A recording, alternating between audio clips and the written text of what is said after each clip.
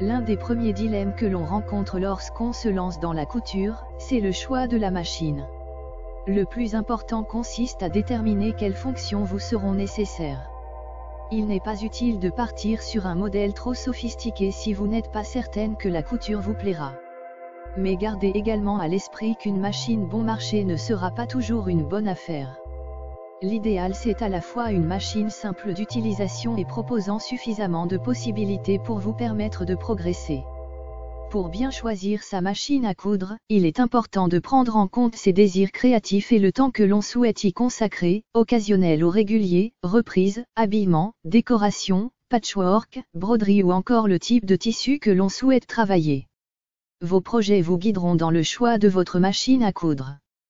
Quel que soit le budget que l'on souhaite investir ou l'usage que l'on attend de sa machine à coudre, elle doit proposer les points de couture de base, points droits, points zigzag et boutonnières, de préférence automatique en un temps, à défaut en 4 temps.